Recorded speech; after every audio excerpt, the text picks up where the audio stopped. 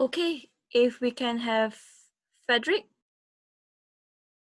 So what will happen during this session is we have our panelists here, but we will have also 5-minute introduction by all the panelists. So we'll start with Frederick first, and then follow up with Cliff, and then Robin.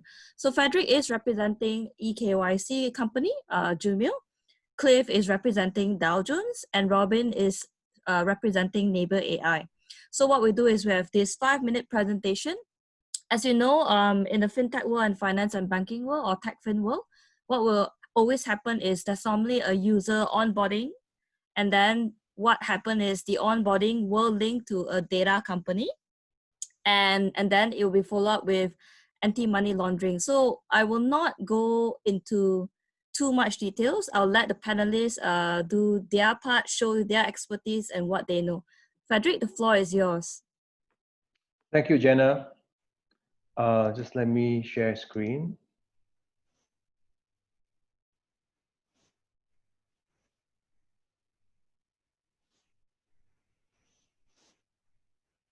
Okay. So good afternoon, everyone. Welcome to the session today, and thank you for taking time to join us on this webinar event. I'm Frederick Ho. I'm the Vice President for Jumio based out of Singapore, and my team looks after the business and customers across the APAC region. So today I wanted to use this time to introduce Jumio as our services in EKYC, where we are an AI-powered service delivering identity verification for online businesses. So we have been in business for 10 years, and in 10 years, we have to date handled over 250 million identities verified worldwide. So that is a huge database baseline for us to build our AI and machine learning on. We provide a global service, identity document types from over 200 countries. So that gives our clients the global reach in terms of their digital business. Our service basically comprises of expertise dealing with identity document types, verifying them, and identifying if these ID documents are authentic. The accuracy rates have made us very successful, delivering what we have built in terms of ability to produce and verify identity documents with ability to have a high accuracy rates as well as the minimal false reject rates. And using this approach, we have won industry awards. So looking at the Bank Negara's EKYC guideline that has been released, we look at the core focus of what the policy area points to, the use of technology to improve productivity, like in online customer acquisition, verifying the identities of individuals through use of biometrics technology. And it specifically mentions that this is compared against a government-issued ID, which is the MyCard, MyTentera in Malaysia, and the others. And the vendors needs to demonstrate ability to detect fraud, right, on the ID document itself to verify if this is authentic. And finally, there's also emphasis on the ability to detect the liveness of the individual that is participating in this EKYC on the other end of the device, whether is it a mobile phone or a laptop application. So if EKYC may be a concept that is still relatively new in the financial industry, in the banking industry, and there are always going to be challenges understanding how to fit this into the digital product line, into the onboarding process itself. To a large extent, the application on mobile, on web, that is what the financial organizations owns. It is now the part where the identity verification work needs to be performed on a remote basis. So this is where vendors like Jumio ourselves comes into your process, takes over the work to do identity verification, produces the result, and return you this output so that you have fulfilled, a due diligence in terms of verifying the person that was signing up the service with you on the other end. So when we do that work, or any vendor that does this work, they must go through, of course, a certain number of checks. On the biometric side of it, there is a need to match that the person who provided this ID document is actually the owner of the ID. And this is where we use facial biometrics to compare the face of a selfie captured to the photo in the ID, that this is correspondingly the same person. But when you accept the selfie, we need to ensure that it was a good selfie picture captured. It wasn't a video or photo from someone else's Facebook profile. And then there are technologies to ensure that liveness detection, as required by Bank Negara, was tested, that this individual was truly present behind the device, right?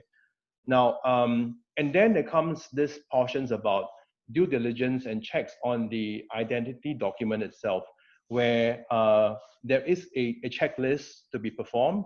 What we're looking for in terms of, was this a digital copy? Was the real ID actually present?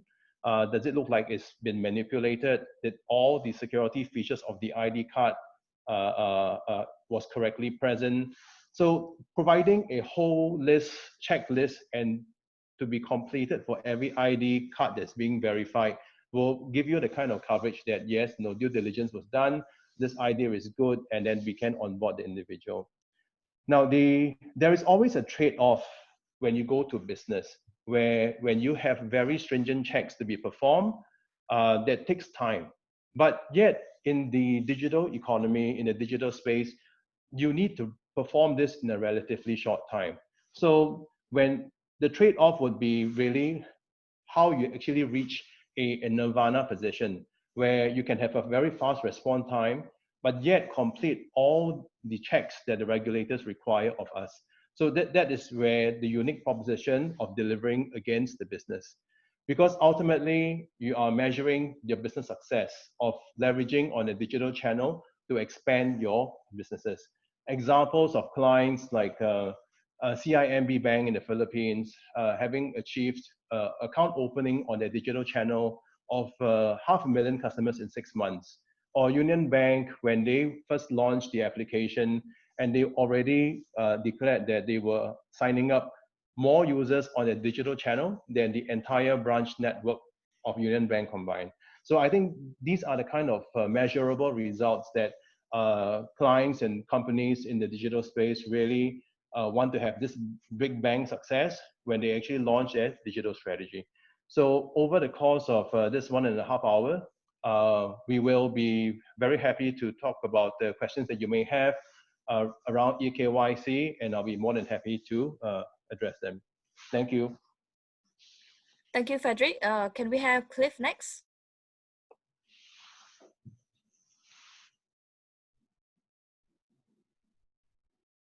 Hi, everyone. Let me just share my screen. Just give me a second.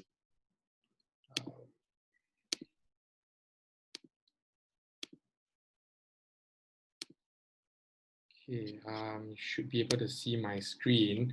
Okay, hi, everyone. Thanks so much, Jenna, for the introduction earlier. I'm really happy to be here to be sharing a bit more about digital banking and EKYC today. So I think what Frederick talked about a lot about was the, on the online interface, from EKYC verification. And I think that Robin also shared a bit more on the technology side. So I think where Dow Jones really come in is we are kind of a data provider primarily. So I would like to, always give this example where, all these various tools, it's like the car, and Dow Jones is basically the fuel behind the car. So to have such an, to have all this amazing technology like Napier and Jumio, it really has, data to be really an important component as well.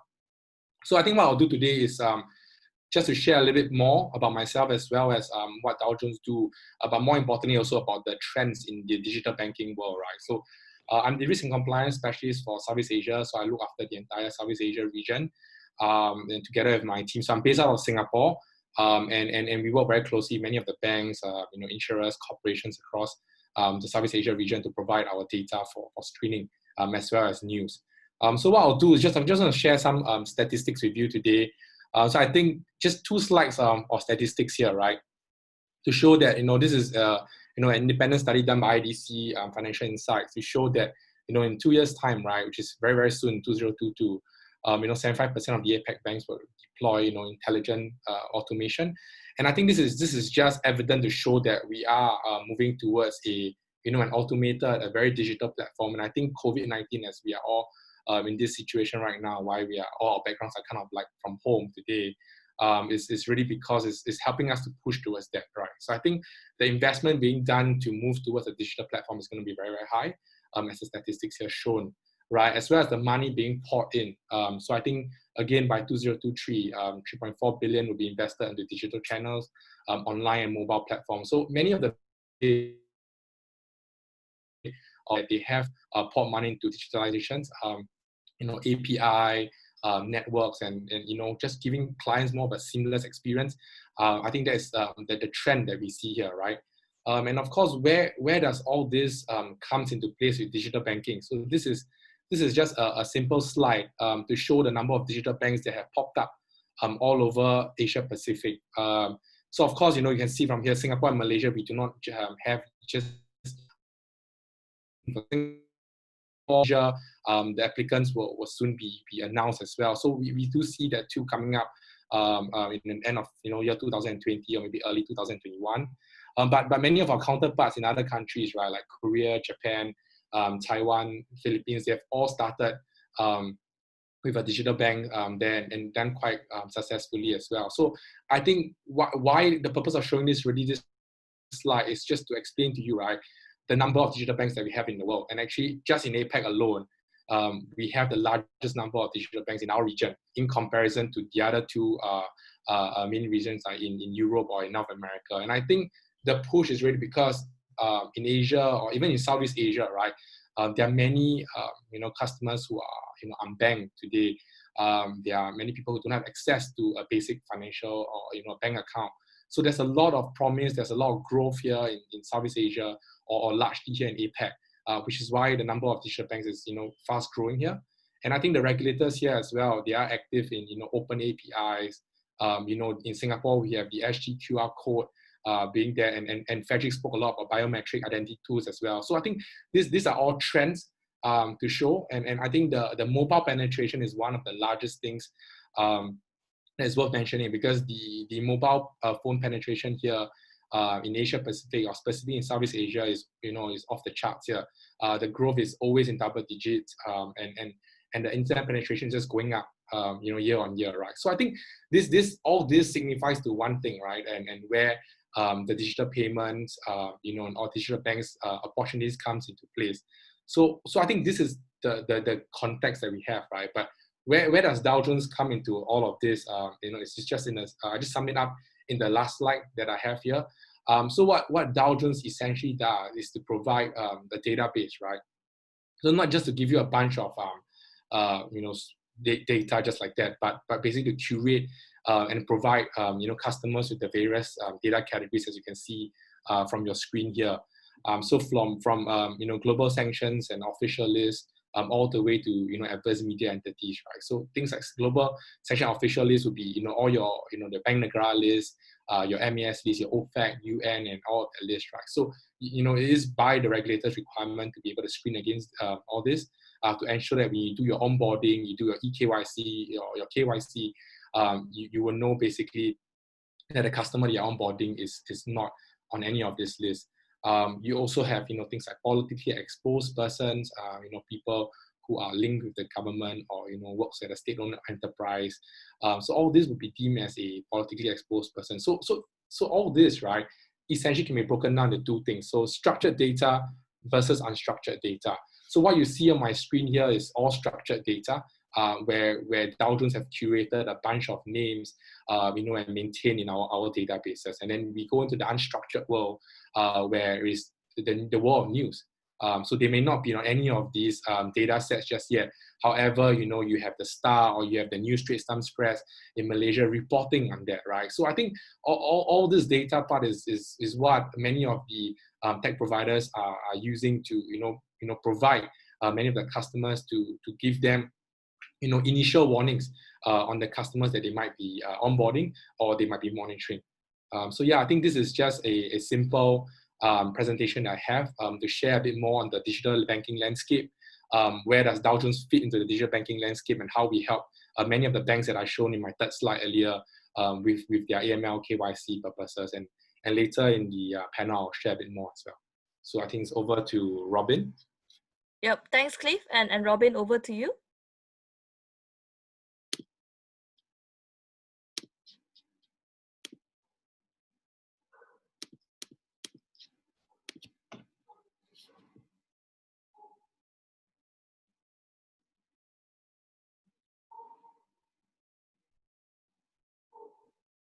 Thank you, Jenna. And thank you, Jenna and the Port Ninja team for having me. Thank you everyone for attending. It really is an honor and a privilege to be here. My name is Robin Lee, and I'm the VP of APAC for Napier, and I'm going to be presenting on the future of transaction monitoring. Okay, so in terms of what I'll cover, I'll give you a brief introduction, just level set everyone here and take it back to basics. We'll then talk about emerging technologies, and then we'll go on to what the future of transaction monitoring specifically looks like. Okay, so setting the scene, just a little bit about us. Napier is, people first off wonder how we got the name. Well, it's just from a guy named John Napier, who's a 1500 Scottish mathematician. Now, this guy was famous for two things. Number one, he created the logarithm. And number two, he didn't invent the decimal point, but we certainly wouldn't be using it like the way we do today if it weren't for the work that this gentleman did. The company is just under 6 years old. We're headquartered out of the UK, but have a presence in Europe and Asia. We're actually profitable as well. So I would actually consider us more of a scale up than a startup. Just over 70 employees, and we now have about 200 customers globally. Okay, so a little bit about myself, ladies and gentlemen. I was born in this country here. I spent 10 years in this country here. Been in Singapore now for about 10 years, but I know there's many of people from this country here, and that's where my parents from. So the usual thing I get is, Robin, you look like Jet Li, but sound like Harry Potter. So if you're wondering why, that's given there. Okay, so I started my career in Silicon Valley. So I was an original programmer, Silicon Valley nerd here. So there for 6 years, then transitioned to Wall Street, where I was an analyst in the hedge fund space covering technology specifically. Then got into the compliance space, launched a startup that was subsequently acquired by one of the law firms in Singapore. Then helped launch the RegTech space here in Singapore with a company called Datarama.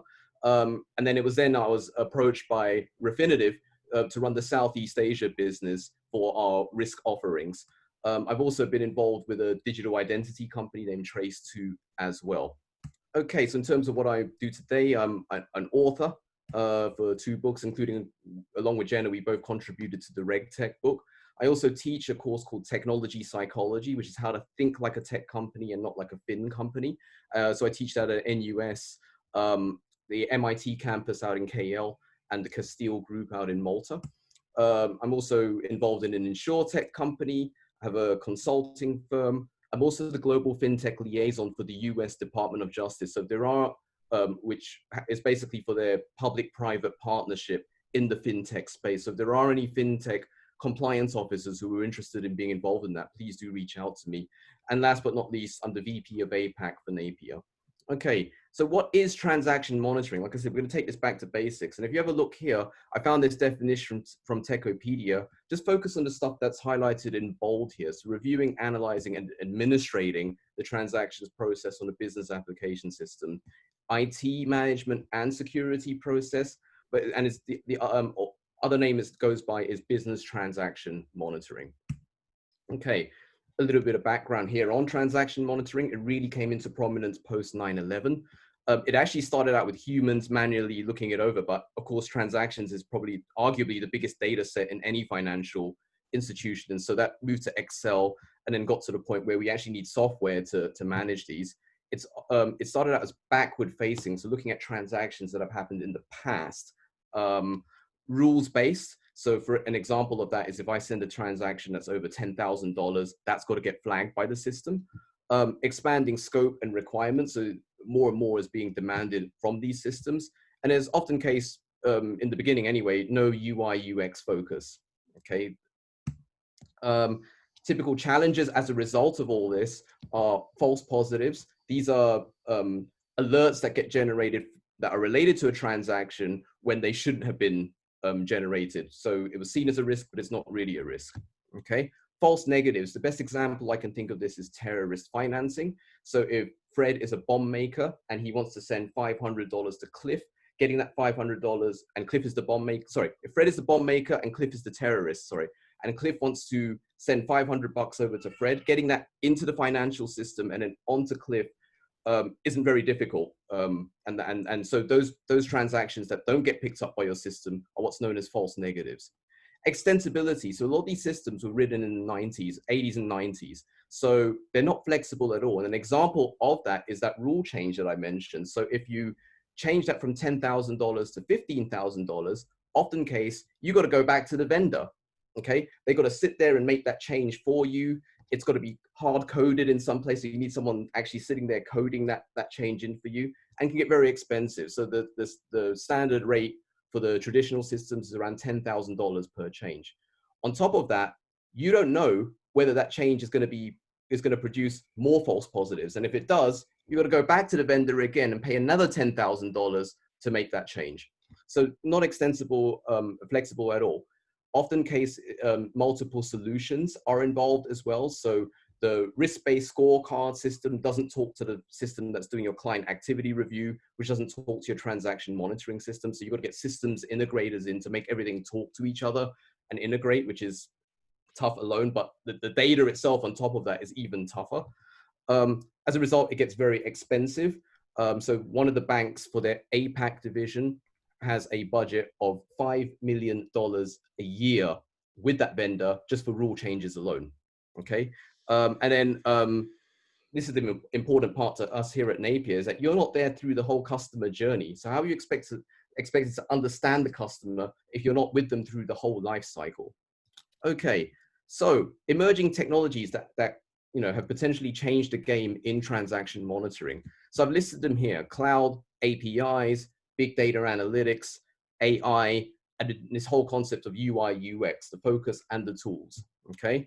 So what I've done is I've taken each of these, pulled up the definition per Wikipedia here, but I've actually listed some advantages from a transaction monitoring perspective. So cloud makes it scalable, you get real-time updates, it's cost-effective, APIs, fast access to external data in real time, big data analytics, you can reduce false positives, deeper transaction analysis. With AI, you can identify false negatives, and as a result require less analysts. And then I'll put this UI UX focus here. It's all about improving the customer experience and having access to more inputs. Okay, so putting it all together, the future of transaction monitoring. So ideally, you'd want some sort of embedded sandbox where you can test out all those rules within the UI. And we have that at Napier. We also have artificial intelligence. Now, when it comes to transaction monitoring and artificial intelligence, there are usually two schools of thought, okay? The first school is where they'll stick an algorithm next to the analyst, learn how the analyst works, and the long-term goal is to replace that analyst. The second school is where you put the algorithm next to the customer and you learn the customer behavior. So anything out of the ordinary can then get flagged and passed up to the analyst. At Napier, we're the only vendor that does both, that I've seen on the market anyway. But not only do we do both, but we have an additional layer on top of that called activity-based learning, which leverages both these methods and filters out even more false positives and identifies even more false negatives. Okay, the system is configurable. As I mentioned, it's literally drag and drop. We've made it that user-friendly in our system to change rules and then test out that sandbox accordingly. We developed a platform. So everything on that platform, all these different modules talk to each other. And the platform is not only a software-based platform, it's a data-based platform as well, okay? Everything is self-managed with us. Like I said, we empower compliance. So we leave the user, we build everything into the user interface and experience for the customer. And then last but not least, we are there through the whole customer journey because we have this platform approach. Okay, and just to give you an idea of what's on that platform, these are the different modules that we actually offer here. So client activity review, transaction screening, transaction monitoring, risk-based scorecard, client screening. So this one here is real time. So payment screening is included in that. And this AI module here, like I said, it's a data platform as well as a software platform. So that extends through to all of these modules here. Okay. This last one here gives you an idea of how different we are compared to everyone else. So we don't charge you upfront for a perpetual license. It's software as a service. So as a result of that, you get unlimited upgrades, unlimited users. We also are deployable on cloud or on premise. So we understand that some regulators aren't as cloud friendly. So we allow you to install our software on that platform. It's that flexible. And we don't require you to go out and buy any additional database or server OS licenses here either. So you don't have to spend an extra 100 grand, for example, on a Microsoft SQL server. And most importantly to us, we have this approach of customer success. So our chief revenue officer used to work, is a Silicon Valley guy as well. He used to work in consulting, and he was part of the teams that put together the customer success programs for Salesforce, Google, and Microsoft. Okay, and that's pretty much it for me. Thank you very much, everyone, for having me. Awesome, thank you, Robin. So now we're going to kickstart the panel. So how it works is I'm going to ask the questions as a moderator. My name is Jenna from Port Ninja, and we're going to get some introductions from our panelists as well. So we're going to start off with Frederick. Frederick, could you give a short introduction about yourself, about 30 seconds or so? Hi, everyone. I'm Frederick. As introduced, I look after the business at Jumio for Asia Pacific region. We have a team of a supporting crew covering all functions, and really we are providing what we have built in terms of expertise, best practices, and really just guidance in the companies who are looking to embrace the digital channel as an expansion of your business. So I'm hoping that maybe through this session, if there's any specific questions, I'll be more than happy to answer them. Thanks, Frederick. Could we have an introduction by Cliff? Yeah, hi. So thanks, Jenna. So yeah, I'm the risk and compliance specialist. So I work out of the Southeast Asia region, like I mentioned earlier. So I specifically help many of the companies with any data-related queries if they need our support for both structured and unstructured data. Thank you. Thanks, Cliff. And I think Robin has introduced himself, but let's get Charmaine to introduce herself. Hi, everyone. Good evening. So thank you, Jenna, and the rest of the panelists for having me here today. So I actually work in Maybank. I actually head the Strategic Digital Alliances team, which actually falls under group strategy and basically international office. I didn't do an introduction today because I believe that, I think many of you would know who Maybank is. So I'm not going to go in depth into it. Yeah. Thanks, Charmaine, and let's get the ball rolling. So let's start with Frederick, right? Why is EKYC in demand in comparison with KYC, right? The difference is there's one is E in front and one there's a traditional KYC. And why is it welcomed by the regulators? Would you also highlight some of the aspects that in the recently finalized framework, EKYC by Bank Negara Malaysia, our central bank? Sure, Jenna. So it's a very long topic, but I'll try to condense it into 3 minutes. I think that the attraction of the digital economy is really pushing regulators to look at the kind of conditions that you want to create in your domestic economies or countries that will support the financial industry to expand businesses, to compete regionally, globally, right? In a way that will be what we're familiar with, the creation of the Facebooks and the Amazons, the Alipays, so that regulatory framework is very important. It creates the condition, and where new ideas, can emerge, and we can leverage on this in the next level of a business in the digital space, right? And some things are also quite basic in terms of the ability to reduce business costs. Because when you move away from a physical location, a branch, right, we kind of put a control on those kind of costs as business expands, and getting productivity up to speed, where now you can leverage a digital channel to sign customers. You may be thinking that in traditional space, and like one of the examples of our clients, you were onboarding maybe like 100 clients at a branch across your country in any single day. But once you switch open to a digital channel, right, that number could increase 100-fold. Right, I think that's where all the excitement is about getting that digital EKYC right, because it could represent a huge expansion. And unfortunately, because of the COVID situations affecting us globally, this non-face-to-face thing is even more critical than ever before. So in some cases, or in many cases, if you don't have a digital strategy, your business has stopped since March, right? And that's really putting a lot of pressure in terms of getting companies to really look at how they can continue with this business. So a bit about where I thought that the Bank Negara's EKYC document was really interesting and maybe points to look at. One very important area is about this accountability topic, that the board of directors, at the bank or the financial institutions will ultimately be responsible.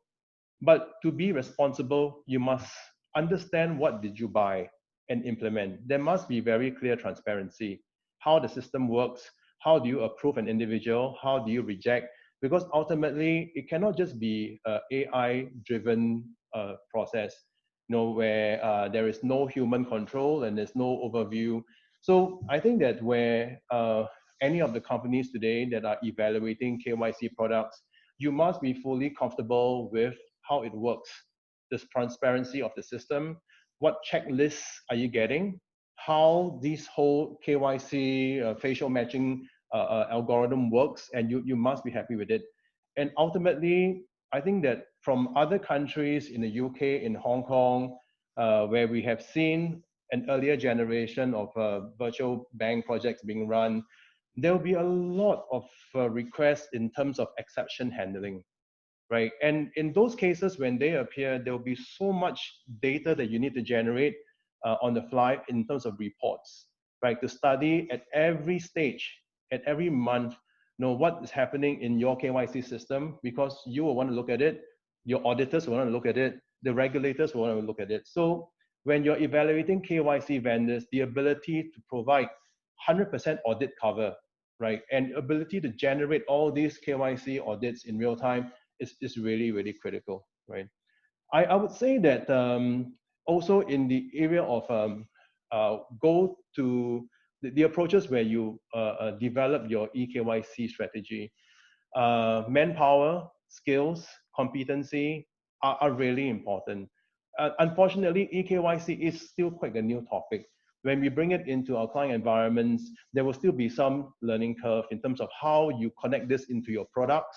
How do you actually bring this into your whole onboarding strategy, right? And then at the back end, if you are building your own internal teams to manage the algorithms, to create the rules and tuning, because getting the technology right is one part. The other part is, does your end user like it? Because when you launch and people don't sign up correctly and they fail, then you're losing missed businesses. So that is also a big part that you're going to take care of. I think ultimately where the Bank Negara's document in the appendix, that they specify a reporting structure of your FAR and FRR, if you take notice, they really separate out the top hand sections where you have got to declare your data, right, for your document checks, that you have done due diligence, that this ID that you saw was in good order and that this is not manipulated. And then on the bottom half, they have got biometrics statistics, asking you to present your data in terms of your face match capabilities. I think that these two parts shows the level of in-depthness that you want to look at the checks. And I think that when this goes live, right, there will be a lot of monitoring required in terms of the early data coming in, because when you can build 6 months, 12 months of data to show that the system can be trusted, this is where we see that the processes becomes a bit more stable, right? So my take on this Bank Negara's EKYC policy guideline, really will be that there's going to be a lot of work to be done in the early 6 to 12 months. It is never technology alone. There's a lot of expertise, audit processes, real-time reporting that's going to get it right. Thanks, Frederick. I think that's quite a good start. And I think because, Frederick, you mentioned a lot about checking with the data, right? And that goes to Cliff, coming from a data company. So what are your thoughts regulatory reporting versus the need for practical innovation? What are your thoughts, Cliff? Yeah, thanks, Jenna. So I think, for regulatory reporting is a really important thing. Right? I mean, it helps protect, organizations and more importantly, the society from the impact of financial crime. I think that's something that the regulators are doing a great job in. So, we've seen, tough fines being dished out, licenses, being taken away in many of the countries that we operated out of. And I think that's just a testament to show, how tough the regulators will come down on, in protection of the society of financial crime. So I think that's one thing that's very important. But as we go through, like what you mentioned about practical innovation, the regulators will also probably understand, and I don't speak for them obviously, but this is just my own opinion, that they want the companies or the financial ecosystem to continue to grow, not to hamper them, right? But but to grow, at a stage whereby the financial crime would not be too invasive. So I think the need for practical innovation probably will come in the form of regulatory technology. So I think Frederick spoke a lot about the RegTech earlier in terms of it's not just automation, but you will need things like expertise. You will need a lot of real-time reporting. So I think all of that will come into place, right? But RegTech will probably be the best way to help with regulatory reporting and to help grow the businesses still, right? Because RegTech is basically an automated process to help you facilitate compliance versus regulation.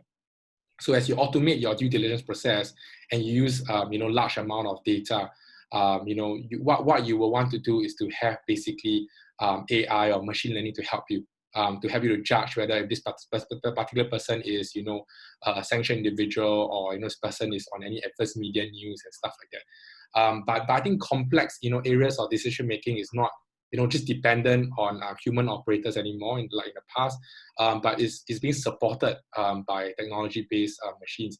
But I don't think it will be completely replaced. I think the key word here is it's supported by technology-based machines. Because I think the best way, right, for compliance today or for regulatory reporting is to automate. However, as you continue to automate, I think the professional human judgment that many of the brilliant compliance officers or head of compliance officers that I have the pleasure to meet in my career, their expertise will still prevail, right? Because sometimes the criminals are always ahead of the curve. You basically will find something else to circumvent the way it's being done, and then basically we will kind of play catch up along the way. So I think human judgment is still important, but so I think a mixture of automation and human judgment will probably be the best way for practical innovation. Yeah. Thanks, Cliff. And I guess you kind of ease into Robin's part. Robin, what's your perspective? What is the relationship between EKYC, what Frederick mentioned, and what Cliff mentioned with data and AML, and what's the importance in that in finance and banking and the fintech world? I mean, ultimately, the two go hand in hand, right? I mean, if we go back to first principles here, what is KYC in general? It's making sure that the individual or the company is who they say they are, right? And then what's AML? It's anti-money laundering, i.e. preventing dirty money from getting into the financial system. Okay, so the two absolutely go hand in hand. And so I think it's really important that you are there through the whole journey to experience all of this, because through the customer journey, because that way you'll be able to tell whether money launderer, terrorist, or shenanigans are going on with their account from a fraud perspective as well. So yes, they are important. And I think your follow-up question was best practices, right, related to AML. So this is where I would absolutely recommend that you have that platform approach, something that is end to end, and the data, it's a data platform as well as a software platform. to add to Cliff's point as well, I absolutely agree with him that we're not going to be getting rid of compliance officers or AML officers altogether, right? It's the analogy I use is it's RoboCop, not Terminator, right? Whereby RoboCop is part man, part machine or cop, and Terminator is 100% machine, right? You do need that human element, because ultimately who you up against? The bad guys, and the bad guys are human, and the human mind is something that no computer is going to be able to take out anytime soon. Is that okay, Yep. Jenna? Yep. Sorry, I think let's ease on to Charmaine. So with the push of innovation, right, and with things like EKYC, the data company, and Napier AI AML, which is a RegTech company. So what are your thoughts on innovation? Has the bank started innovating in your perspective? Well, okay, I think that's a really, really good question. I can't speak for all the banks that's out there, but I think generally, if you look at the last 5 years or so, a lot of banks in Malaysia has actually started like a lot of their digitization project, or actually moving into digital transformation. But having said that, there's a lot of definition or different definition or different standards when it comes to innovation and also digitization, if you ask me. So for some people, basically uploading a form into like a digital format, that is considered as digitization. But for some other perspective, is basically correcting the right data and actually using, maybe things like AI or machine learning. And that is also considered a form of digitization from different perspective, right? So the thing is, if you ask me, yes, of course, there has actually been a lot of like different types of innovation that's been happening in the banking space. There's also a lot of companies let's not even talk about fintechs, but tech fins that's actually recently sort of like changes the whole different landscape, especially when it comes to banking. So we're talking about the giant tech fins from China, especially like Ant Financial, like Tencent. So WeChat, basically, they have actually really sort of like revolutionized how we look into banking today, which is really serving the underserved. And of course, Malaysia, if you look at it from the past, 3 to 4 years as well, you also notice that there's actually been like a boom, or what we call like the battle of the e-wallets, right? Which is more or less sort of actually hinges on the use of, the technologies and also EKYC as well. So you ask me if we have actually been innovating, the question definitely is yes. But what I want to add on is that because banks are such heavily regulated by Bank Negara or by central banks, we always need to sort of come up with a balance when it comes to, innovation versus, whether the user's data is going to be compromised or not. So as I mentioned, there's a lot of like different standards when it comes to, even like, validation of like certain data or whatever that's out there in the market today. So, I noticed that a lot of questions has actually been directed to Frederick, what are the standards? Are you linked to like whatever organization, whatever? That's what the thing is like, there's a lot of different checkpoints. And in my opinion, I don't think anyone's perfect at this juncture, because EKYC is really just the beginning, right? So I guess, we are still in a space that we are actually learning as we go. But of course, there's a lot of regulation, and there's a lot of things that need to be put in place to ensure that one day we'll actually achieve like 100%, basically, positive results. So yeah, that's Thanks, Charmaine. I'm gonna pick one question which I think is gonna be useful for our base. So this is for Robin. What is the difference between fintech and tech fin? Right. I mean, a tech fin is essentially tech companies, particularly big tech companies, coming into the banking space and offering financial services. So as Charmaine mentioned, Tencent's come in, Alibaba, but even like guys like Apple and Amazon, right, are starting to start looking to offering financial services, if not already. So that's essentially what a tech fin is.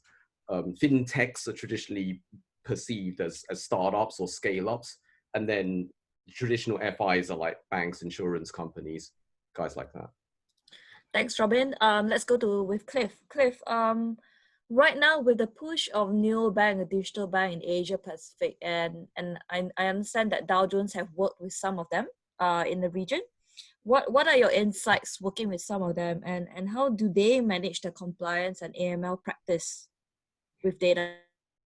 Yeah, thanks, Jenna. So I think, yes, at Dow Jones, we had the opportunity to work with many of them. And earlier in my slides, many of the banks in the picture earlier that I shown, they are partnering with us for data. So we are very lucky to be in a position to see from a digital front in countries like like what Shamin mentioned earlier in Northeast Asia, where we see a lot more digital banks coming out in places like Korea, Taiwan, and Hong Kong.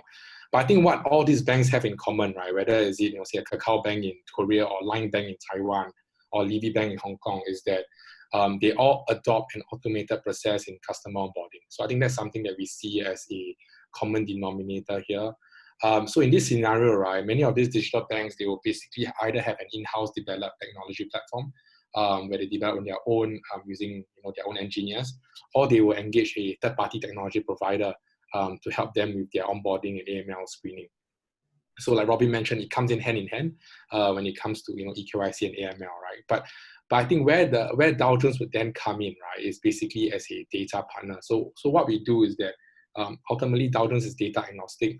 We don't have a technology platform per se, but what we do is to provide the data that fuels the technology platform, right? So I think I started earlier in my presentation by saying that data comes in two main forms, right? One is unstructured data, the other one is structured data. So structured data has always been the easier one to work with because it's basically a set of data that is structured, and you have bad guy from number 1 to bad guy number 100 on an OFAC list. That is very straightforward. When you run say Cliff Lim and I'm bad guy number 62 on the OFAC list, my name comes up. That is very, very straightforward.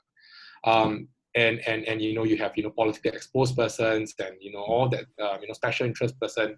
All that stuff is straightforward.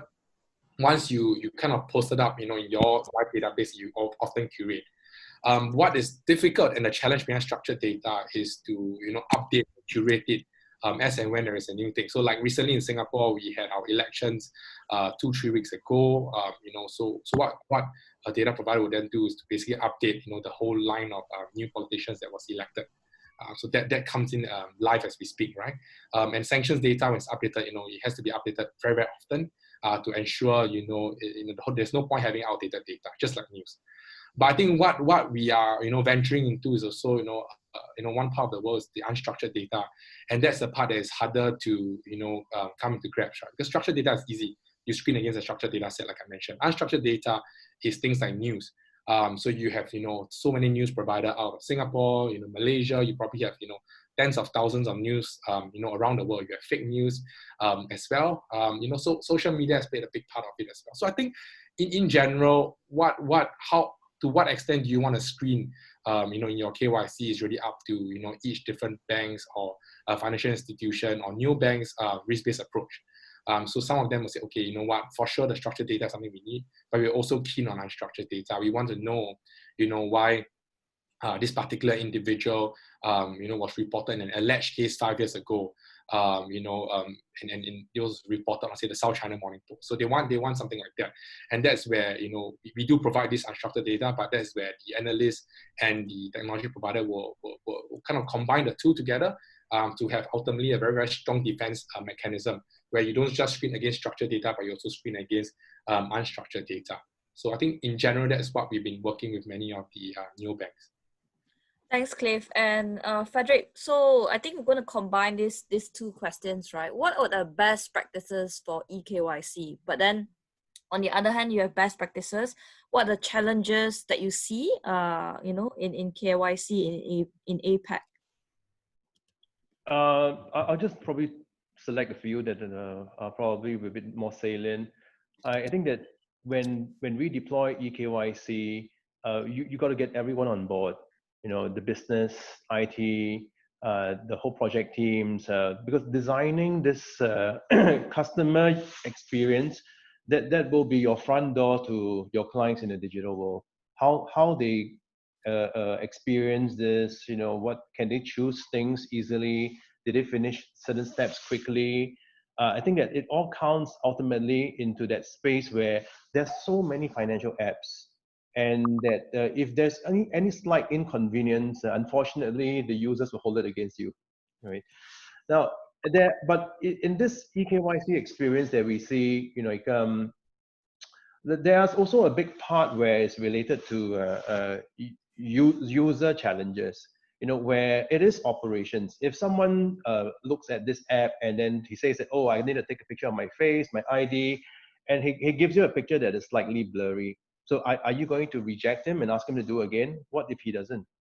And will he come back? And there are also occasions where they are taking a picture of an ID and their fingers are covering some critical data. You know, maybe my surname is blocked because the way I held my ID was just covered. Are you going to reject this user? Is there a way that you can course correct in some kind of a feedback loop that goes back to him and tell him what he's doing wrong? I think that all these are design elements as what your KYC system can or cannot do, because ultimately we want to be those in the news where, you know, the brands that we have launched online has hit, you know, thousands, if not hundreds of thousands of signups.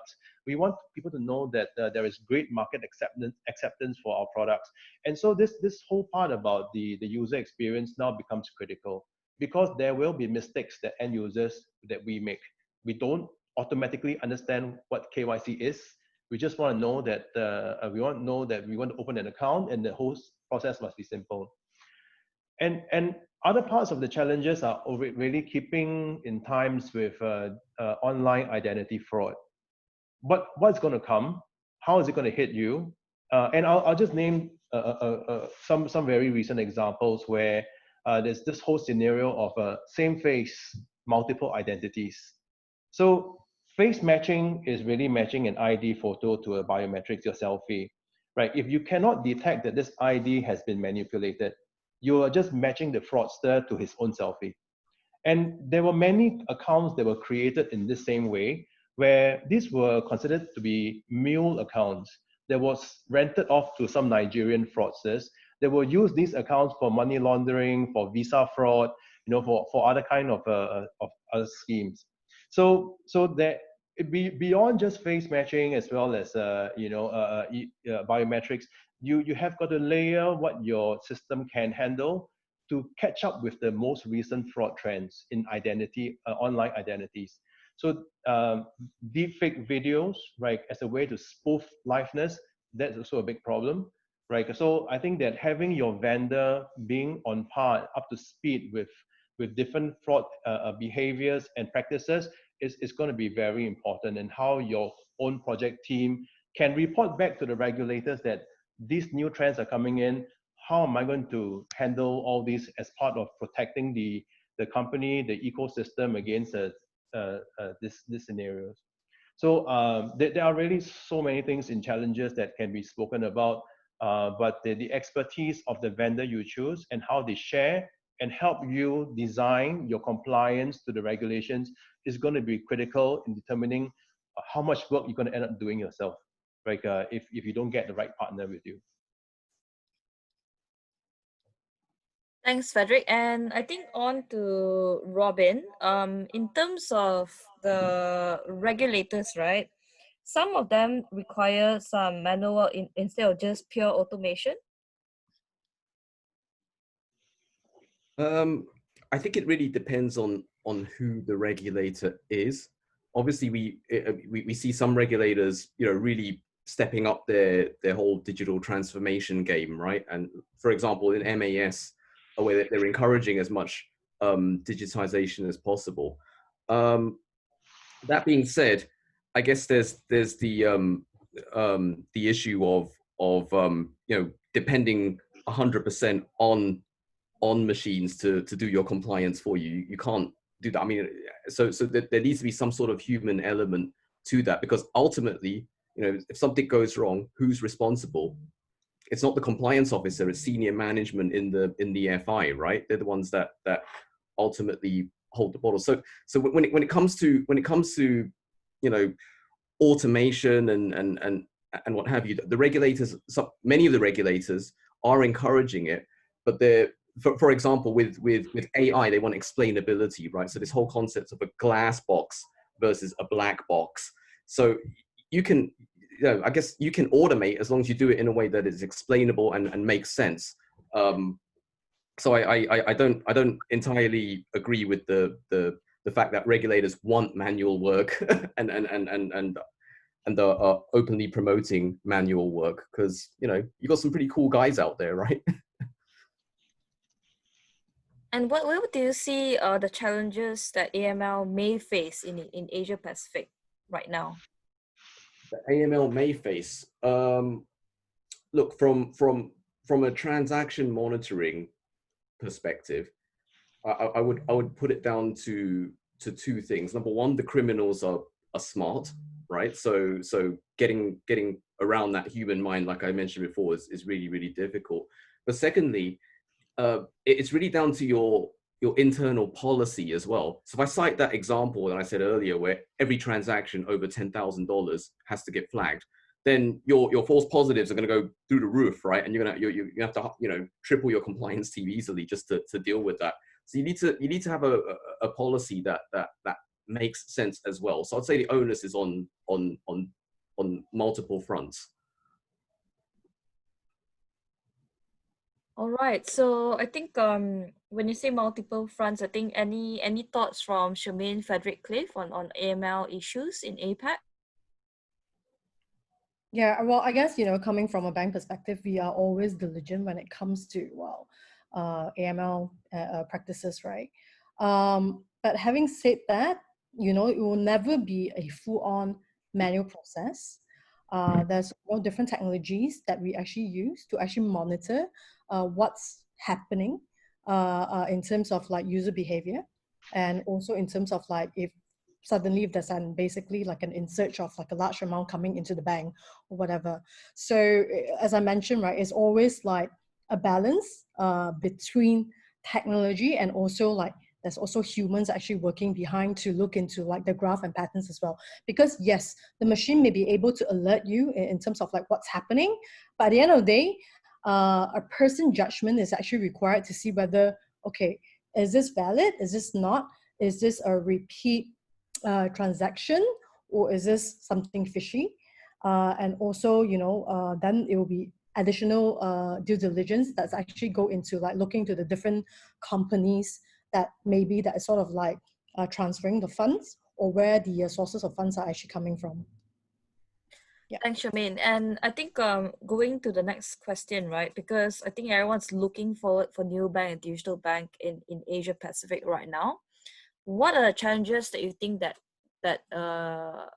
is related to this business model of neobank and digital bank in Malaysia and Asia Pacific?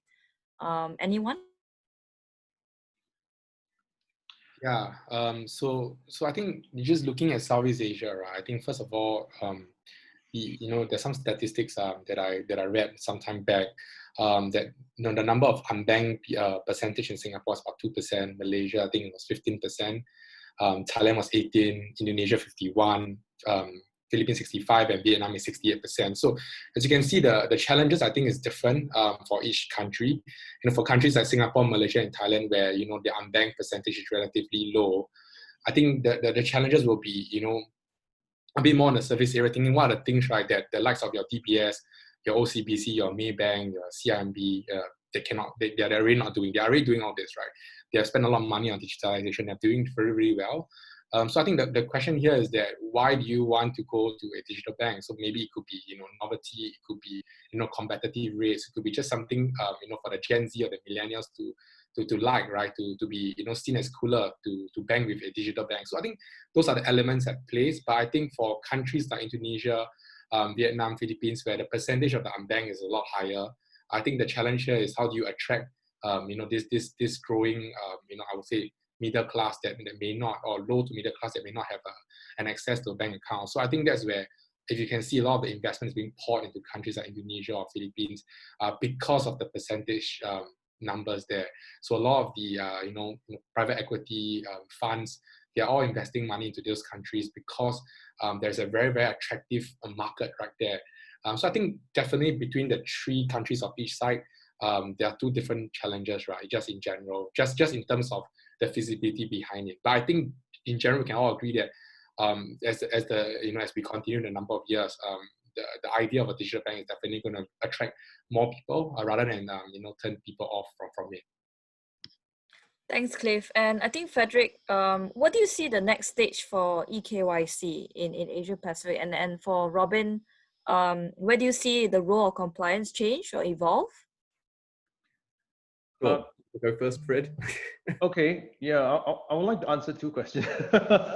No, there's a point I wanted to share just on the earlier question. I thought that just a quick sharing. In the business model of the neobanks, I see that there is intensely competitive at the product level. The interest rates that's offered, to sign up an account, like really in the first 1-2 years of the launch of a new financial services product is really very, very high. Whether that model is sustainable over the long run is a question that, of course, everyone asks. But from a KYC perspective, how can this actually help in that sense? If a KYC engine itself can have got different tiers where you have a lower cost tier that will be able to support less profitable scenarios, maybe like deposit taking, right?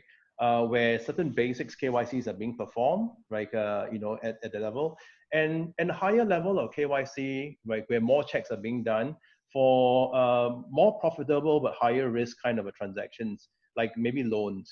So maybe on any kind of a launch of your product itself, out of 100 subscribers that are really there to open an account and try to earn some more interest rates on their deposits, 10% only will be people who actually want to take a loan from the bank, right? So you want to design your KYC at two different layers, right? Where you pay less money for a general KYC, right? And then focus your checks on people who may run away with your money, right? So I think that at some level of strategy and tiering this, it will be a strategy that's a lot more palatable to the shareholders, right? In terms of where you're going with strategy. And then on the second questions about the future of EKYC, I think it's always useful. And I think some of the audience did ask, if there was a government system with citizen data that we could connect with. I think that for most of the countries today, this digital identity system is a work in progress. But we are going ahead with business today because we are not going to miss the market opportunities. We want to get and design our EKYC ready so that it can hook onto the government system when it's available. So what are you doing now in terms of your onboarding, creating the best set of data that you can believe, you can trust, right? And then of course, later on, it can hand an interface with a national digital identity system. A lot of this in the missing link will be the liveness detection. It's a big topic behind it, right? But I would just encourage the audience, right, to look at this as a big component of what you need to think through of your framework, right? Ultimately, this will make you sit very nicely, right, with a national system that will really enhance this whole digital system of trust that we needed to create to support digital business. Thanks, Frederick. And Robin? Robin, yeah. Sure. So we're talking about the future of the compliance function. I mean, I definitely think that this concept of public-private partnerships, such as what we're doing at the DOJ, is the way forward, especially from a data sharing perspective. I think that I also think that cybersecurity and data protection will fall under compliance if it doesn't already in some organizations. I believe that compliance officers will also become more data driven. So there was a panel that I was on about I don't know, 6 years ago or something. And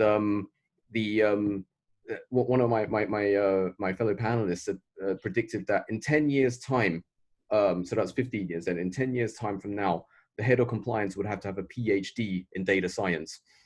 Okay. And then last but not least, I really think that the mindset of a compliance officer will evolve. And you know, if you kind of look at like what you take your different quote unquote types of compliance officer, right? You have your financial industry guys where everything is very prescriptive, right? You know that if you send over $10,000, that's got to get flagged. You know that you're a bank and you have to adhere to a certain capitalization ratio, and you break that ratio, that's got to get flagged.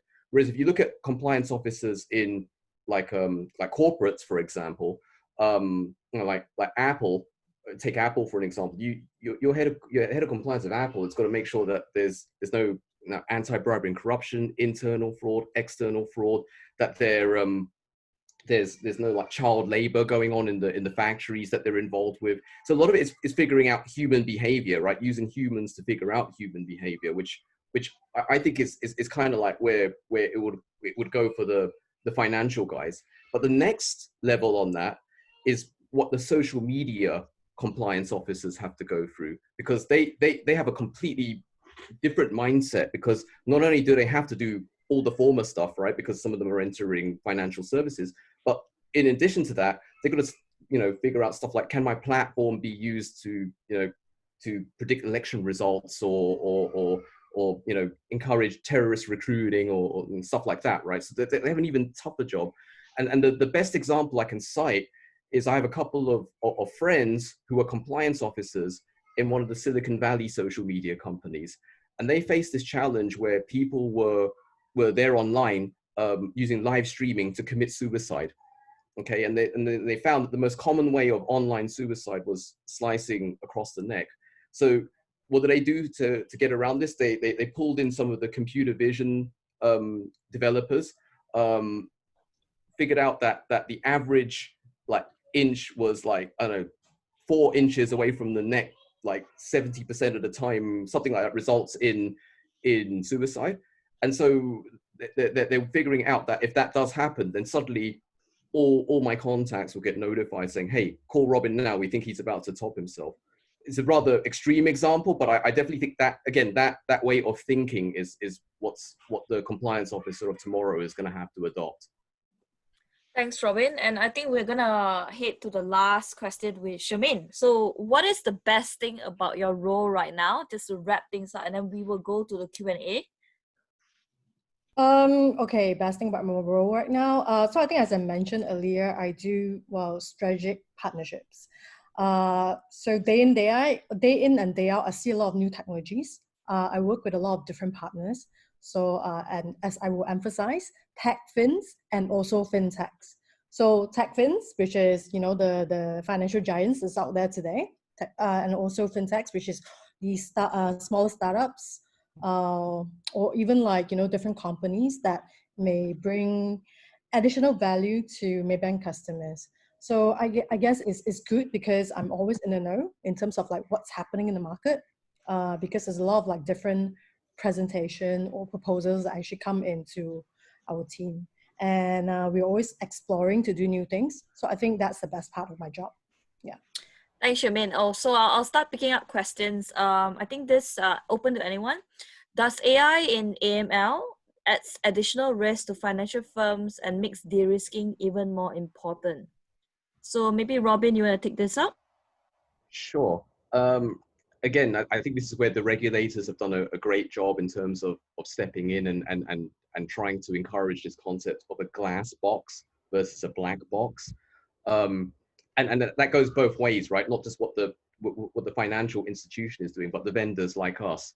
So for example, you know, one of our competitors that I've seen in the market has been out there in a public conference saying that, you know, we don't make our own AI. We just take Google TensorFlow or something like that and just train that up and use that, which not only does it not give them any edge, but, you know, Google isn't going to give them the algorithm, right? I mean, they might explain it to them, but they're not going to be able to go in there and edit the original algorithm and code to down to that level. And so, you know, the whole question of liability will then come in, like who's to blame, blah blah blah blah. So the regulators like, you know what, just make it explainable. That's all that's important to us. And you know, have a glass box versus a black box.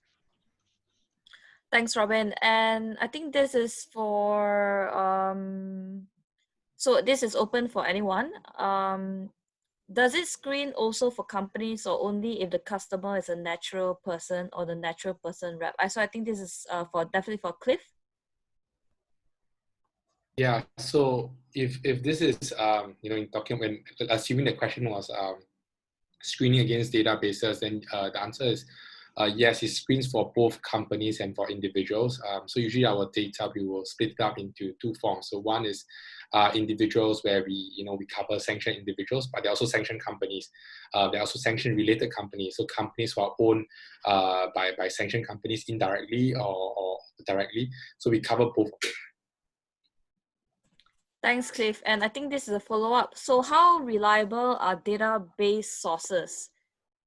Yeah, so for database sources, right, you know, again, for the structured data and unstructured data, to use that. So the structured data is quite straightforward. We get the sources straight from the you know, the OFAC, the MAS, the BNM, anything that's publicly available that is given to that. So for example, there was an earlier question on the Ministry of Home Affairs sanctions list in Malaysia. So that is something that Dow Jones we cover as one of the lists there. You know, and on top of that, of course, there are a bunch of other lists, right? So we have about 1,100 different lists that we maintain and curate on a daily basis. So that is for the structured side, right? But in terms of the reliability of the other part is the unstructured data. And I think that's more of a challenge because news can come in many forms. So what we have done here is that we have a platform called Factiva. So Factiva is a news aggregator. And Factiva, what Factiva primarily does is that we work with content licensing of different publications. And what these publications will then do is that we will check, right? So for example, New Straits Times Press or the Straits Times or the Studies are all verified media. We're not going to add in, say, the clifflinblogspot.com, and whatever I say doesn't really, you know, play a part in that. So this is one part of how we try to, you know, kind of combat the fake news to ensure that the reliability of the data sources is kept at a good level and high level for the unstructured data.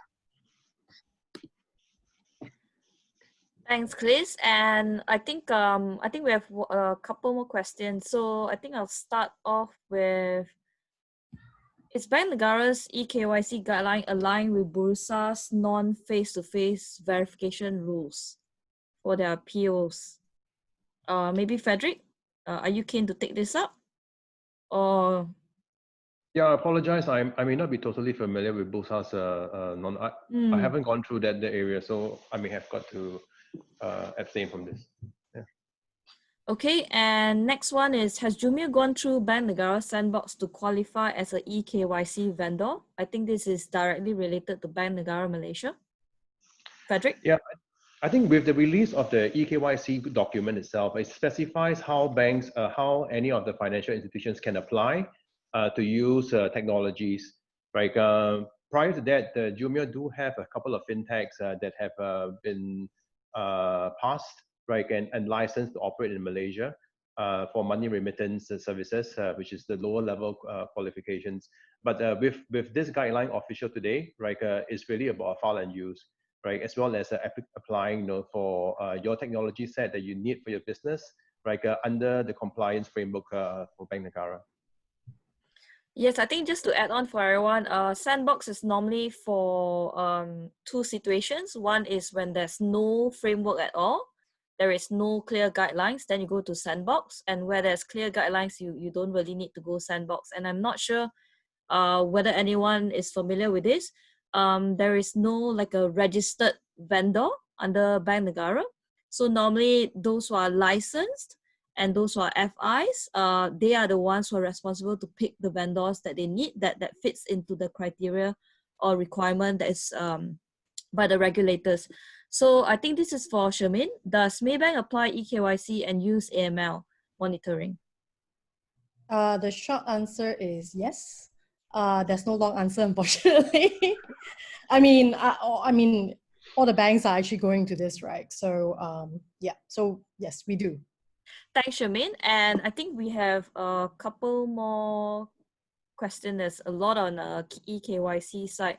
So a recent report by PwC that studied and tested on liveness on EKYC software and outcome of the test has shown that EKYC software failed the liveness and landmark checks during onboarding. Printed IC, damaged IC managed to pass the identity proofing. How can we prevent this? So I think, yeah, Frederick, this is yours. Yep, sure. So I think there's always, you should always have your criteria and checklist against your EKYC vendor in terms of how are they dealing with these specific areas that is maybe the benchmark of what PwC have set up. So liveness is a difficult area, and there it has been demonstrated that when liveness is requires user behavior like a blinking of an eye, a turning head, turning your head, or moving your mouth. These were very easily animated using deepfake technologies. So the whole series of EKYC vendors that depended on human faces to blink eyes, they were easily spoofed. So where the standards today that we try to follow, right, are having the liveness engine certified. And there are organizations globally like NIST, Labs, iBeta, ISO standards like 30701, right, that specify what they call the penetration attack detection, right, where these really run through your engine to determine if a deepfake video, when presented, right, will it be able to spoof? Because if it is easily spoofed, it means that I can just go to your Facebook profile, take your photo, and make it turn your heads and blink in the eye that the banking app requires. If that's all it takes to pass liveness, then of course this is going to be a big risk, right, for the financial industry. So industry certification, right, in terms of complying to best practice, safe practices for liveness detection is critical. So with Jumio, we use a 3D face map technology. So as a 3D face map, we can discern between a video, which whatever deepfake video is always just a video, right? It's no ability to demonstrate a 3D depth, right? A person is in front of a phone participating in this.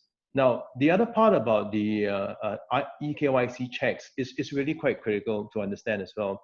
So in countries where their national system is great because you can verify, you can validate data. But in many countries where the digital systems are not ready yet, then you only have got to depend on the ID documents and the biometrics as the easiest way to get users to onboard.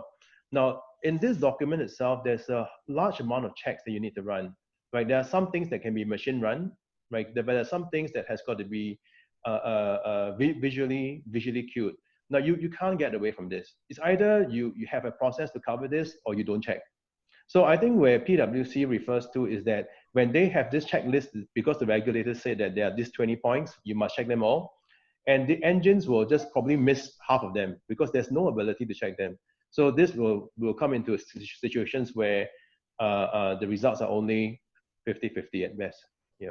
So whereas in Jumio, it is a hybrid model where there is an AI engine running the checks, and there is also a hybrid team, a human team that's actually doing the other checks that completes the whole process. Thanks, Frederick. I think that's a good overview. I have an interesting one. Do you guys currently track cryptocurrency addresses associated with illicit activity? For instance, I guess this is a very recent one, the crypto addresses associated with the recent Twitter hack. Maybe Robin, you can weigh in on this. Sure. I mean, we don't offer that at Napier. We do transaction monitoring, but what you're asking about there is what you're asking over there is what's called blockchain monitoring.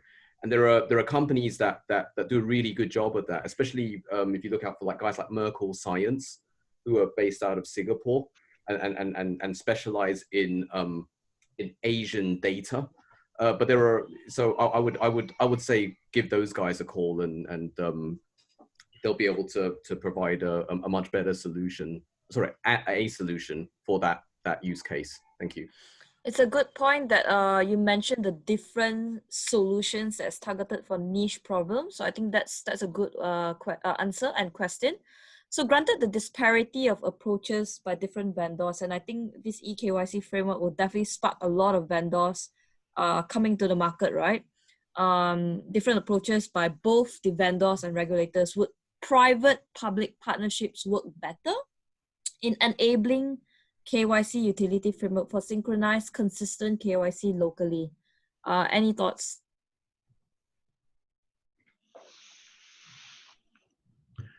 Yeah, I would just briefly attempt to give some opinions. Yeah. I think that the digital identity systems are an example of where private-public partnerships will really have got a role to play. Right, when an authority that can provide data that can be very validated against, right, that will be one level of checks. The other end is that the organizations themselves ultimately is responsible for onboarding. It is responsible for user experience, because when we talk about this EKYC, as much as we talk about false acceptance rates, we also got to deal with things like false reject rates. For those customers who are genuine and they just for some reason they fail to onboard, right? They should have the private sector itself should really handle that as a user experience strategy, building out what needs to best appeal to their own clients, right? Now, when these two come together, I think that is a very strong force, right? Really to, on the one hand, validate the data. There's biometrics. There's actually document numbers, there's names that can be validated. And the private sector is still free, right, to choose the best technologies to their own needs, right, to handle the onboarding experiences of that can differentiate their own businesses. Thanks, Frederick. I think this is for Cliff and Robin. Online games are a primary means of laundering money internationally. One of the major ways in the process is have plenty of micro transactions instead of big single transactions. Has Napier AI have any experience in overcoming this in AML for online gaming, casino, pokers, etc.? So maybe Robin, you can start first, and then Cliff, you can let us know about the data part, because this is part of checking as well. Sure. So the short answer is yes. We do have clients in that space. And what you're essentially talking about is a money laundering technique called smurfing, right? Where you do tons of little transactions and they add up to one big one. So absolutely, Napier has the ability to identify those. Now it could be done in a variety, it could be done in two different ways, right? Either you could set up a rule, which again, you don't have to go back to us and get us to program it for you. You can literally set it up in our UI UX to accommodate for that type, or we can send the AI algorithm to run through the customer's transactions and pick out anything that like that kind of a scenario to identify those. So either or, but most people just choose the rule system, right? Because they either don't have enough data, or we have this thing called crawl, walk, run, right? Where it's like start off with the rules first, drag and drop them, customize them as much as possible, and then you can always add the AI in later when you're ready. Cliff, your thoughts? Yeah, so I think definitely for gaming has always been a sector and a hotbed for money laundering. We have worked with many. I would say mostly online. Not online, offline. So mostly the casinos who are present in many countries. They are primarily one of the customers that we work with. But yes, we do see a lot of shift towards online gaming, and I think that is an area that is very hard to supervise and to look at. But what they are most interested in is usually in two things. One is that we have a data called special interest persons, and these are individuals who committed financial crime, corruption, bribery, and all that stuff. And these are the most commonly screen names that they want to check against when they onboard a particular player online. And as well as politically exposed persons, as you know, some of the countries that actually ban politically exposed persons from gaming. So these are the two main data sets that these online as well as offline gaming operators are looking out for. Thanks, Cliff. I think this is for you, Shermin. So I think because you also came previously from the corporate world, so this is like balancing between the corporate non-finance world.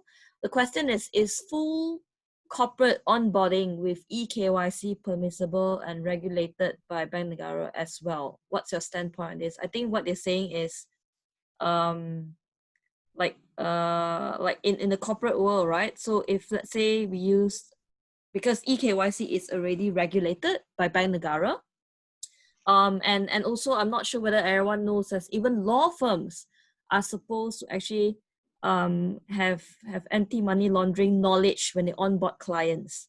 So in the corporate world, what do you think? Should they apply and practice this based on the standards that is marked in finance and banking? What's your view on this? Okay, I'm not sure if I'm actually going to be able to offer super in-depth knowledge into this topic. But however, having said that, I mean, obviously in my previous organization as well, which is Samsung, what we do is that before we actually onboard any of our partners, of course, there's a lot of due diligence that is actually required. But if the question is maybe from a perspective whereby as a corporate organization, whether EKYC should be implemented or not, I don't think the technology is actually there yet, or we are not really there yet to actually look at it from a corporate standpoint. Because, I mean, as we're talking about, well, individual EKYCs, right? But I guess like from a company perspective, there are also a lot of like different things or different checkpoints that needs to be explored. So I think if you ask me, in my humble opinion, should it be implemented like at this juncture? Maybe not. But would it happen in the future? Maybe yes. But having said that, I guess as I mentioned, there should always be like a check and balance, right? To see whether whatever data that we have actually gathered online is actually true versus to what's offline. So yeah, I hope that answered the question. Thanks, Shermin. And maybe we can hear a bit from Cliff as well, because on the database perspective, right? So how do you check corporates in terms of their relationship and beneficiary relationship as well? Yeah, so we, ultimate beneficial ownership has always been one of the hot topics that clients have asked us if we could do this, and this is one of the toughest things to trace. So what we do is that for state-owned enterprises is we'll drop all the companies that's related, all the subsidiaries. For sanction-related companies, we will look out for companies that are owned owned by a sanctioned individual, owned by a sanctioned company. But for the normal private companies, we usually will work with a partner to provide UBO data. Yeah.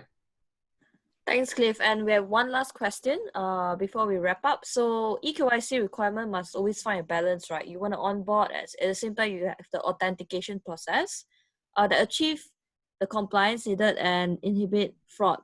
So without alienating good customers, but it is sometimes cumbersome and time consuming, and that may turn away good customers. So what are your comments? What are the simplest, easiest way to avoid this? Is it by involving manual KYC? Okay, I think I'll take that.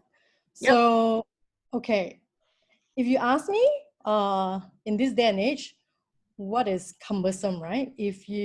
What versus you basically having been able to open an online account or a mobile wallet within 5 to 10 minutes versus, walking into like a bank or outlet, right? Filling up 20 pages of form, submitting it to like the officer and wait for like a week later to get your responses. So, I mean, basically, I mean, if you ask me, if you haven't tried the May e-wallet onboarding process, please go and try it out. It is very simple, and I do not think it's actually cumbersome. But I guess it's basically, how we can actually enhance or actually even make the process more seamless. So, and this is actually something that, everyone is actually looking into today. Maybe at this juncture, some of the steps or some of the mobile wallets out there requires like maybe 20 steps, for example. But maybe in future, it might actually be down to 6 steps. And if your question is actually pertaining to manual KYC, that is also done in today's world as well, but it's actually case by case basis. Because you can't have like, 1 or 2 person sitting there holding to go through, say, maybe, your tens of thousands of people actually applying for something per day. So that means that actually doesn't, translate to the efficiency in terms of what we're looking into today. So therefore, I mean, if you ask me, of course, EKYC is the way moving forward. But of course, what really is important is that, all the data or all the basically risk, right, has to be put in place so that, your data or our data as a user is actually not compromised. Thanks, Charmaine. I think one last question to all panelists before I wrap up. Thank you, everyone, for staying on. So I think what is, I guess, a word or a question from your personal point of view towards EKYC and AML in the future, leading to digital bank and neobank in Asia Pacific? What are your thoughts or feelings and any comment actually? Hi, Jenna. Just want to share a comment that the EKYC represented a lot of new opportunities to our clients. It is borderless, right? It cuts across markets, and it expands. It gives a very quick way for you and a good business idea to reach a much wider market. I think that where it is feasible, I think business ideas should really expand where your clients that you can onboard may not be coming from only a single market itself. That when you're planning and preparing your business plans and going to your shareholders, I think that this is where the whole digital economy and the opportunities it represents can fully be leveraged. This is just a passing idea. Yeah. Thanks, Frederick. What about Cliff? Yeah, I think we are very lucky to see this, in this digital era, as we see. And I think it's from a larger standpoint, I think because I've worked in Southeast Asia for so many years, one thing that I really like to see is how the digital banks can really help, many of the unbanked, micro loans and all that stuff to create more of an inclusive society. I think that's one part that I'm looking forward to the most. But of course, the KYC part is something that is, without a shadow of doubt, that is really important. I mean, even if it's for the unbanked, I think it's important to do at least basic to KYC to advanced KYC depending on the profile of the customers. Yeah. Thanks, Cliff. And Robin, to you? I think it's great. I mean, if you look at it from a user experience perspective, I mean, you don't need branches, period, right? It's a game changer. And I think, in a former life, I got to work with Fred, and we were able to onboard some customers in as little as like 30 seconds, right? It was amazing just to see that. So yeah, I'm all for it. Thanks, Robin. And Charmaine, what are your thoughts and comments? I think, as I mentioned earlier, of course, I think, EKYC is definitely future. But I mean, having said that, we also have to look at if you're talking about Southeast Asia, it really pertains on the different geographic and the different lifestyle of the country as well. But I mean, from a Malaysia perspective, we are definitely moving forward with it. Yeah. Thanks, Charmaine. So I think we're going to take a group photo just for the sake of this panelist. And I'll just say 1, 2, 3, right? 1, 2, 3. Thanks, everyone. So I think as a wrap up, thank you, panelists, and thank you for everyone who stayed on. We will be sharing the slides and the recordings as well, where the panelists has generously actually gave a copy for this. And thanks, Robin, Charmaine, Frederick, and Cliff. So wait, one more last shot. Smile, 1, 2, 3. Okay, awesome. So yeah, thank you everyone. Have a good night. Have a great dinner. And if you have any more questions, actually feel free to reach out to any of us. I'm gonna briefly share the screen of some of the emails. Oh wait, just now I already shared. So yeah, thank you everyone. Take care. Bye bye. Thank you, Bye-bye. everyone. Thank you, Bye. everyone.